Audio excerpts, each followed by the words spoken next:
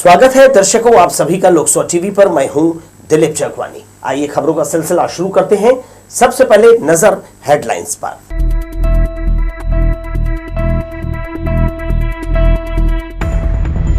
नाम वापसी के दिन 5 अभ्यर्थियों ने चुनाव लड़ने से किया इनकार। बिलासपुर लोकसभा में बचे 37 उम्मीदवार। तिफरा ओवरब्रिज में कैप्सूल ने मोटरसाइकिल चालक को लिया चपेट में, मौके पर मौत, वाहन जब्त, चालक गिरफ्तार। मौसम हुआ सुहावना। सोमवार सुबह से बदली बारिश के बीच चलती रही ठंडी हवाएं। विश्व पृथ्वी दिवस के अवसर पर बिलासपुर में किया गया पौधारोपण। स्वीप के जरिए मतदान के लिए किया प्रेरित। और वरिष्ठ पत्रकार शशिकांत कुनेर का लंबी बीमारी के बाद हुआ निधन। मंगलवार को अंतिम संस्कार। हमारे न्यूज हेडलाइंस के प्रायोजक हैं Makhija test tube baby centre Bilaspur. हम आपके परिवार को पूरा करते हैं। Makhija test tube baby centre, life begins here, Bilaspur, Chhattisgarh. आइए दर्शकों सभी खबरें देख लेते हैं विस्तार से। बिलासपुर लोकसभा सीट से 37 उम्मीदवार चुनाव मैदान में हैं। सोमवार को 5 अभ्यर्थियों के द्वारा अपना नाम वापस लेने के बाद ये स्थिति बनी। इससे पहले स्क्रूटनी में 4 नामांकन फॉर्म रद्द किए गए थे। कुल 46 अभ्यर्थियों ने चुनाव लड़ने अपना नामांकन दाखिल किया था।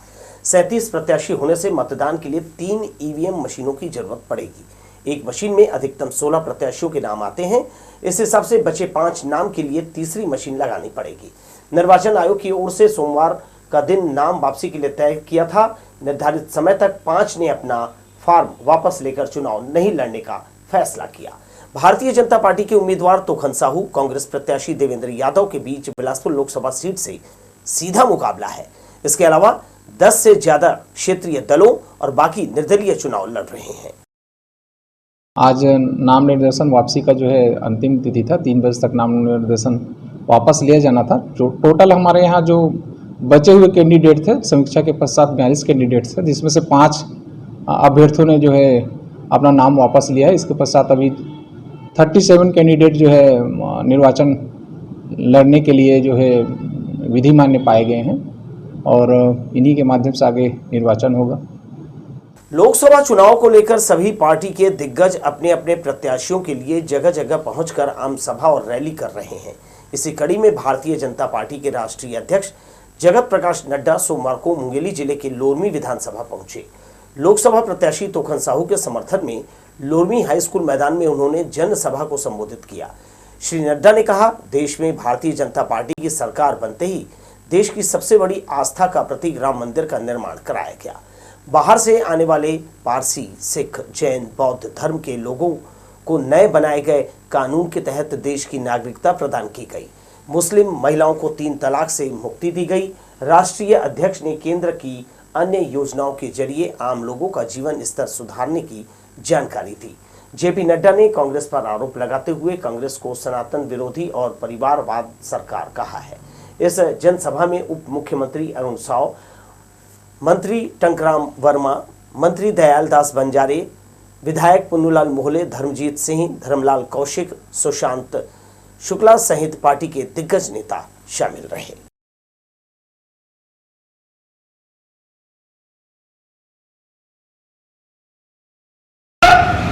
न्यास ने हमको प्राण प्रतिष्ठा में निमंत्रण दिया। उन्होंने रामलला के मंदिर के प्रतिष्ठान के निमंत्रण को ठुकरा दिया। ऐसे राम विरोधी, ऐसे लोग जो हर चीज में राजनीति देखते हैं, ऐसे लोग, आप बताइए ऐसे लोगों को आपका समर्थन मिलेगा क्या? मिलना चाहिए क्या? मैं यहां ये भी कहना चाहता हूं कि ये सनातन विरोधी। आप बताइए, इनका साथी डीएमके का स्टालिन का बेटा उदयनिधि स्टालिन सनातन धर्म को डेंगू कहता है, मलेरिया कहता है और राहुल गांधी के मुंह पर लिकोप्लास्ट लग जाता है। चुप, कुछ नहीं बोलना। सोनिया गांधी बोलती नहीं है, प्रियंका गांधी बोलती नहीं है। आप बताइए ये सनातन विरोधी है कि नहीं है? है कि नहीं है? बिल्हा क्षेत्र में घरेलू गैस सिलेंडर की जमकर कालाबाजारी की जा रही है, मगर खाद्य विभाग के अधिकारी कालाबाजारी रोकने जरा भी गंभीर नहीं है। यही वजह है कि इस क्षेत्र में गैस सिलेंडरों के नाम पर जमकर अवैध वसूली हो रही है। पिछले 3-4 महीने से लोगों को नियमित गैस सिलेंडर नहीं मिल रहा है। हम आपको बता दें कि बिल्हा की गैस एजेंसी को किसी कारणवश बंद कर दिया गया है। डगोरी की एजेंसी से लोगों को सिलेंडर की सप्लाई की जा रही है। बुकिंग करने के बाद भी उपभोक्ताओं को समय पर सिलेंडर प्राप्त नहीं हो रहा है, जिससे उनकी परेशानी बढ़ गई है।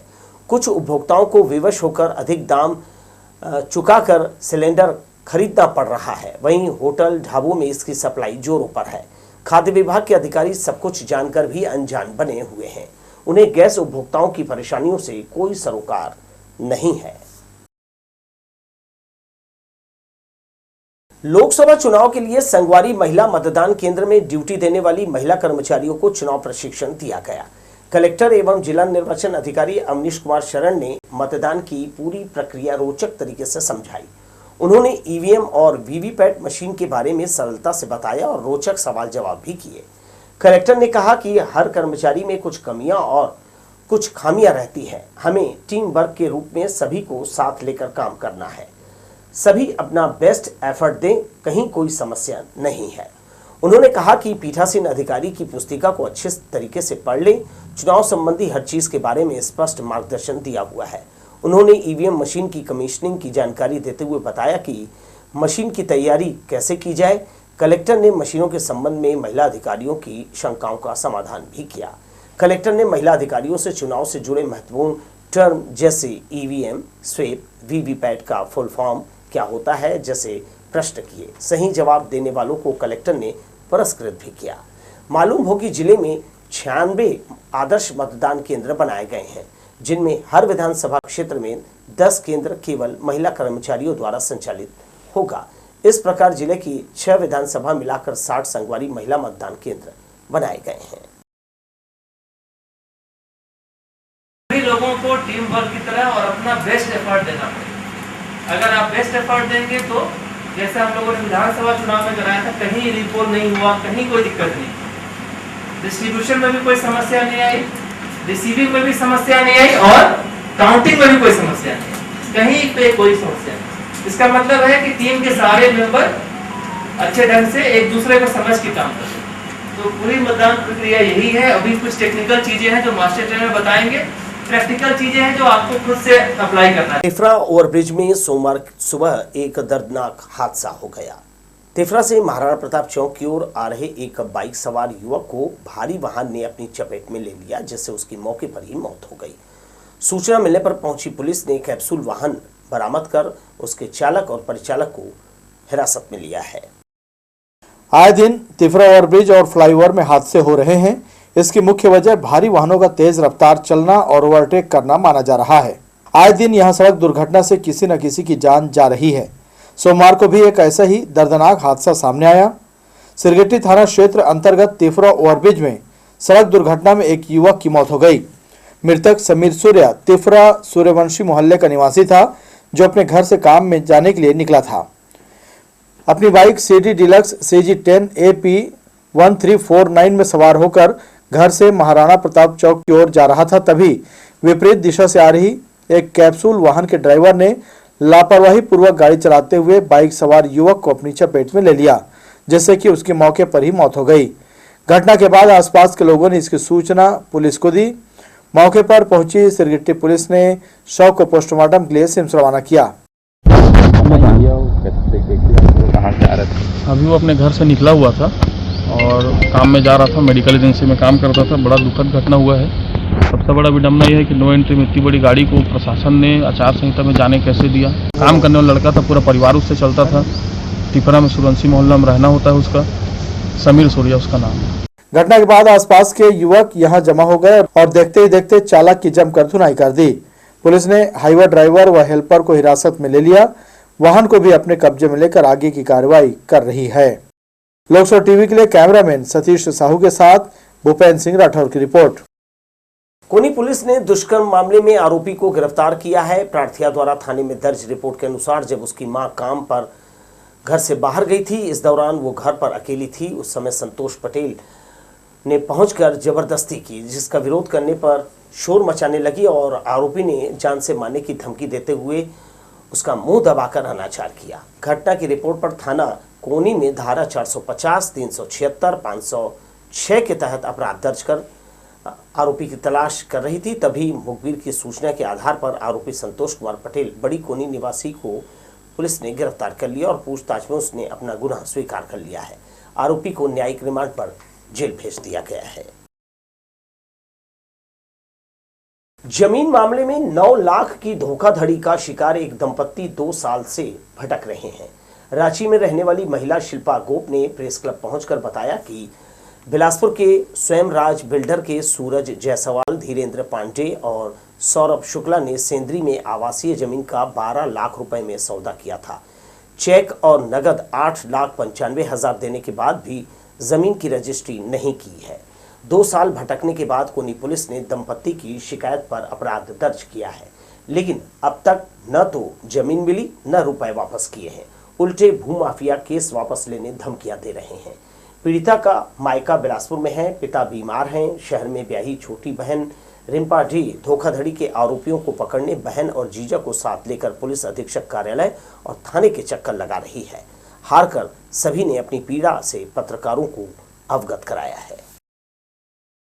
बेल मिलने के बाद इन्होंने रिपोर्ट कुछ किया है, न्यूज़ में कुछ रिपोर्ट्स उन्होंने दिया है कि हम लोगों ने धोखाधड़ी किया है, जबकि मेरे पास सारे मानहानि का उन्होंने बोला है कि हम लोग मानहानि करेंगे, जबकि सारे एविडेंस है मेरे पास कि उन्होंने क्या क्या किया। उनके सारे चैट्स हैं मेरे पास कि आप आइए। ये 2-3 दिन पहले का भी चैट, हफ्ता भर पहले का।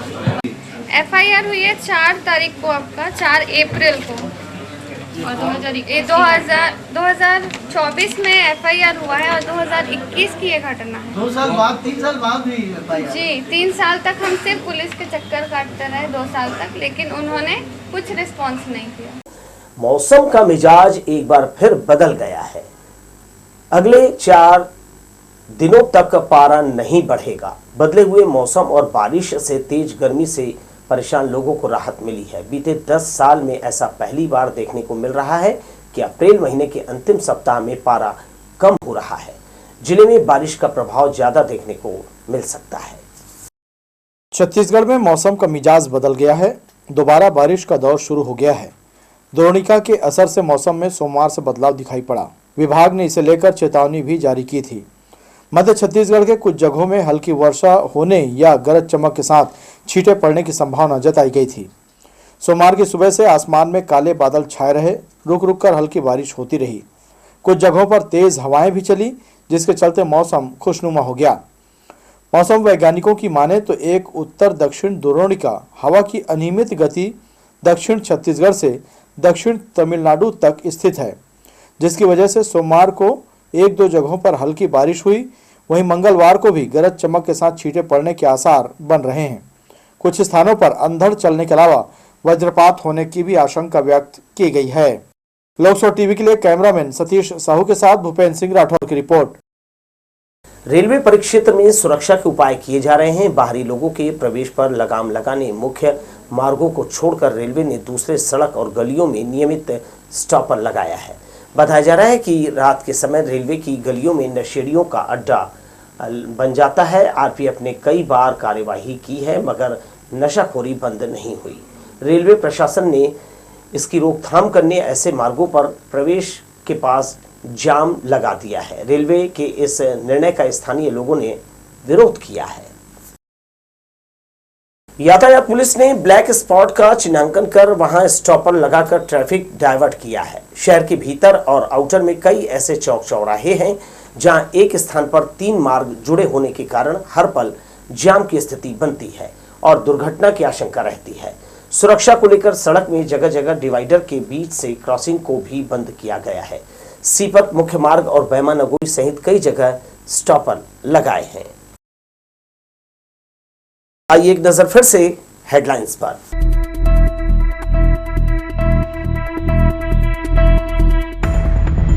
नाम वापसी के दिन 5 अभ्यर्थियों ने चुनाव लड़ने से किया इनकार। बिलासपुर लोकसभा में बचे 37 उम्मीदवार। तिफरा ओवरब्रिज में कैप्सूल ने मोटरसाइकिल चालक को लिया चपेट में, मौके पर मौत, वाहन जब्त, चालक गिरफ्तार।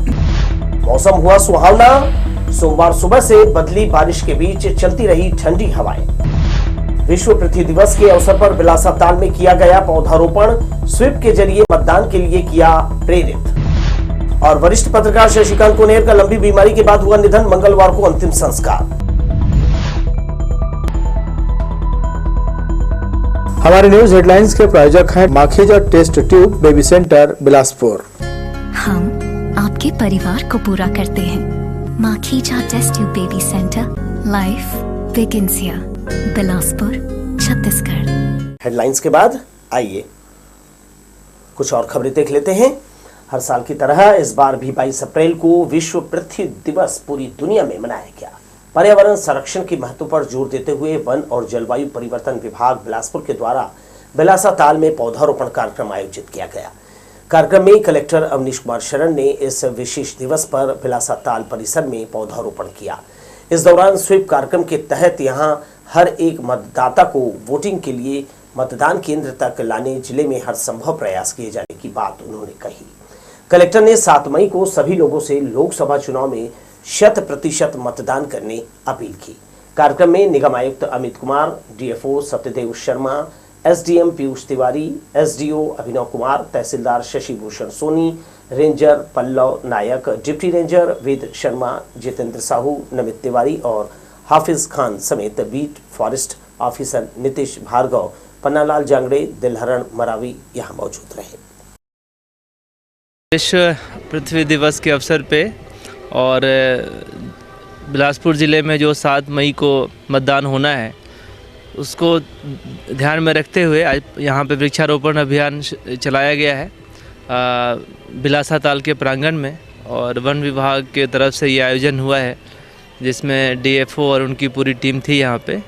तो आज हम लोगों ने यहाँ पे पौधे भी लगाए हैं और इस आपके माध्यम से अपील करूँगा ज़िले के समस्त मतदाताओं को कि 7 मई के दिन जो अपने निकट जो मतदान केंद्र है वहाँ जाएं और सुबह 7 से लेकर शाम 6 बजे तक का समय है वोटिंग करने का।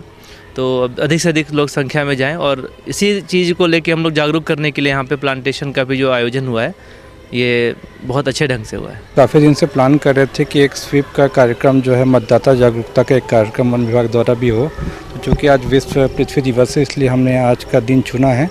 तो यहाँ पर बिलासा ताल में आज हमने सवेरे कलेक्टर महोदय, जिला प्रशासन के अधिकारी, अपने स्टाफ सभी उपस्थित थे। उनके सहयोग से आज एक प्लांटेशन का काम किया गया है। और इस कार्यक्रम के माध्यम से मैं आम लोगों से भी अपील करूँगा कि ज़्यादा से ज़्यादा लोग 7 मई को जाके मतदान करें। निर्वाचन प्रशिक्षण में क्षमता से अधिक लोगों के आने से अव्यवस्था फैल गई। मतदान दल में शामिल कर्मियों का प्रशिक्षण कार्यक्रम सोमवार को जल संसाधन परिसर के प्रार्थना सभा भवन में आयोजित किया गया। बताया जाता है कि 121 को प्रशिक्षित किया जाना था, लेकिन अचानक यहां भीड़ बढ़ जाने से व्यवस्था बिगड़ गई। जिला निर्वाचन शाखा से प्रशिक्षण के लिए पहली बार जिनको बुलावा भेजा गया उनके अलावा वे भी यहां पहुंच गए जिनको नोटिस दिया गया था। प्रशिक्षण के 2 अवसर मिलने पर भी गैर हाजिर पाए गए। उन्हें कारण बताओ नोटिस दिया गया था। वे सभी प्रशिक्षण में पहुंचे थे। इससे दोगुनी संख्या हो गई। बाद में जैसे तैसे व्यवस्था बनाकर प्रशिक्षण पूरा किया गया। अयोध्या में श्री राम मंदिर बनने के बाद ये पहला रामनवमी का पर्व रहा जिसमें रामलला के दर्शन करने बिलासपुर के 1008 श्रद्धालु एक साथ पहुंचे थे। इन्होंने इस तरह की एक साथ यात्रा कर इतिहास रच दिया। यह बातें बिलासपुर प्रेस क्लब में आयोजित प्रेस कॉन्फ्रेंस के दौरान अयोध्या यात्रा से लौटे राम भक्तों ने कही। उन्होंने रामलला दर्शन के लिए ले जाने वाले फील्ड ग्रुप के चेयरमैन प्रवीण झा का आभार जताया। बता दें कि 16 अप्रैल को फील्ड ग्रुप के चेयरमैन प्रवीण झा के द्वारा श्रद्धालुओं को अयोध्या यात्रा पर ले जाया गया था। दर्शन कर अयोध्या से लौटने के बाद प्रेस क्लब बिलासपुर में प्रेस कॉन्फ्रेंस आयोजित किया गया जिसमें डायरेक्टर प्रवीण झा ने बताया कि बहुत ही सफल यात्रा रही। श्री रामनवमी जैसे पर्व के दिन भारत के सबसे बड़े राम मंदिर में एक साथ पहुंचे श्रद्धालुओं को जो है दर्शन प्राप्त हुआ, ये बड़े ही सौभाग्य की बात है। श्रद्धालुओं ने बताया कि वे 16 अप्रैल को 3 बजे बिलासपुर से निकले, जिसके बाद अंबिकापुर में माहेश्वरी भवन में रुके थे। इसके बाद सीधे त्रिवेणी संगम में स्नान किया। इसके बाद अयोध्या पहुंचे, जहां रामनवमी के दिन सुबह 4 बजे रामलला के दर्शन के लिए निकले। उन्होंने बताया कि हजारों की संख्या में एक साथ पहुंचे हम श्रद्धालुओं को देखने क्षेत्र के लोग उमड़ पड़े। रास्ते में कई लोग उनकी फोटो वीडियो बनाने लगे। श्रद्धालुओं ने बताया कि अयोध्या में राज्य सरकार के द्वारा बहुत ही अच्छी व्यवस्था की गई है, जहां 10 लाख लोग मंदिर परिसर में होने के बाद भी उन्हें किसी भी प्रकार की परेशानी का आभास तक नहीं हुआ। प्रेस वार्ता के दौरान सभी श्रद्धालुओं ने डायरेक्टर प्रवीण झा का आभार जताया। श्री झा ने कहा कि कोई भी कार्य पूरे लगन और मन आस्था के साथ करने से वो सफल जरूर होता है। पूरे भारतवर्ष में इस तरह की यात्रा होनी चाहिए। भगवान के राम के जन्मदिन पे हम लोग ननिहाल वाले सब इकट्ठा होके उनके अच्छे से जन्मदिन मनाए और सारे भक्त जितने गए थे छत्तीसगढ़ से सब इतना प्रफुल्लित और खुशी से ऐसा लग रहा था उनके घर का अल्लाह का जन्मदिन है और हम लोग बहुत अच्छे ढंग से मना के आए। समय में तो हर साल रामनवमी का अवसर पे हम लोग 1008 लोग जाएंगे और अगर बीच में कोई मौका मिलेगा तो वो देखेंगे। शहर के वरिष्ठ पत्रकार बिलासपुर प्रेस क्लब के पूर्व अध्यक्ष शशिकांत कोन्हेर का लंबी बीमारी के बाद सोमवार की शाम को अस्पताल में निधन हो गया। मालूम हो कि श्री कोन्हेर पिछले कई वर्षों से अस्वस्थ चल रहे थे। हाल ही में उनकी तबीयत ज्यादा खराब हो गई थी, जिसके चलते अस्पताल में उन्हें कई दिनों तक भर्ती रखना पड़ा था। डिस्चार्ज होने के बाद ऑक्सीजन की मदद से घर पर वे स्वास्थ्य लाभ ले रहे थे। शनिवार की शाम अचानक वे बेहोश होकर गिर गए, जिन्हें तत्काल वासुदेव क्लिनिक में भर्ती कराया गया। वेंटिलेटर में रखने के बाद इलाज शुरू किया गया, मगर उनका शरीर साथ नहीं दिया। सोमवार की शाम को डॉक्टरों ने उन्हें वेंटिलेटर से बाहर निकालकर मृत घोषित कर दिया। उनके निधन से न सिर्फ पत्रकार जगत बल्कि आरएसएस और अन्य संगठनों में शोक की लहर है। दक्षिण पूर्व मध्य रेलवे जून में थोक में आरपीएफ इंस्पेक्टरों के तबादले की खबर है। सूत्रों के मुताबिक ट्रांसफर ऑर्डर डिस्पैच कर दिया गया है, लेकिन ऑर्डर की कॉपी अब तक सामने नहीं आई है। सूत्रों के मुताबिक डोंगरगढ़ इंस्पेक्टर निशा कठाने को रायपुर सीबीआई की जिम्मेदारी मिली है। वहीं रायपुर पोस्ट में पदस्थ इंस्पेक्टर एम मुखर्जी को भिलाई सीआईबी पोस्टेड किया गया है। स्वप्न रेखा सोनी को नागपुर के मोतीबाग में पदस्थ किया है। इसके अलावा बिलासपुर आरपीएफ पोस्ट के इंस्पेक्टर भास्कर सोनी का भी तबादला नागपुर किया गया है। राजेश वर्मा को रायगढ़ से बिलासपुर, कुलदीप कुमार को चांपा से रायगढ़ भेज दिया गया है। मंदिर हसौद चौक इंचार्ज तरुणा साहू को रामनंदगांव, मनेन्द्रगढ़ आरपीएफ पोस्ट की इंस्पेक्टर सुनीता मिंज को अंबिकापुर पदस्थ किया है। हालांकि ऑर्डर की कॉपी आने के बाद ही पदस्थापना की पुष्टि की जा सकेगी। शुभम विहार शारदा मंदिर के पास श्री श्री सोलापुरी माता पूजा उत्सव हर्षोल्लास और भक्तिमय वातावरण में संपन्न हुआ। खड़गपुर से आए पुजारी टी भास्कर राव साई ने बताया कि देवी माता को 21 प्रकार के व्यंजन महाभोग इसलिए अर्पित किया जाता है कि पूजा प्रारंभ होने से लेकर अंतिम दिन तक जितनी भी माता जी को का जो प्रसाद है वो भोग चढ़ाया गया था, उसमें अगर कुछ भी भूल चूक या उसकी कमी हो गई हो तो ये महाभोग उस कमी को पूरा करता है और इससे सोलापुरी माता प्रसन्न होती है, भक्तों को आशीर्वाद देती है। कुंभम पूजा के बाद पंडाल में मौजूद करीब 300 लोगों ने अन्नदान प्रसाद के रूप में भोजन ग्रहण किया। अंतिम दिन पुजारी ने देश प्रदेश और शहर में अमन चैन और खुशहाली के लिए माता रानी से विशेष प्रार्थना की। रविवार शाम सोलापुरी माताजी का विसर्जन शोभा यात्रा रेलवे क्षेत्र के विभिन्न मार्गों का भ्रमण करते हुए न्यू लोको कॉलोनी त्रिपुर सुंदरी मणिमई मंदिर पहुंचकर किया, जहां रात 12 बजे विधि विधान के साथ विसर्जन किया गया। में ये 7वां वर्ष है माता का आगमन का और आगमन हो चुका होने के बाद ये माता का मतलब आखिरी दिन है आज। तो माता को काफ़ी खुश होकर हमने सभी मतलब कमेटी मिलकर माता को यहाँ पर मतलब लाया गया है। अब हल्दी का विसर्जन होने के बाद ये हल्दी हम थोड़ा थोड़ा सब घर पर लेके जाते हैं और माता का आशीर्वाद समझकर सभी थोड़ा थोड़ा हल्दी ले जाकर अपने घर पर रखते हैं और इसी प्रकार माता का आशीर्वाद हम सब पर हमेशा बने रहेगा। गर्मी में शुभ होता है, माता पूजा करने से बहुत शुभ आता है। पूरा जो है एरिया में जो है जितना श्रद्धालु भरे हुए हैं यहाँ पे हजारों तादाद में आते हैं, श्रद्धा से भक्तिभाव से करते हैं। उनका घर में भी शांति समृद्धि रहता है और ये भाव्य 7वां वर्ष है ये शुभम विहार का और आगे भी ये ऐसे ही चलते रहेगा सिलसिला और माता हम सब के ऊपर जो है कृपा पात्र है। इस खबर के साथ ही दर्शकों मुझे दीजिए विदा और आप देखते रहिए लोकसभा टीवी। नमस्कार।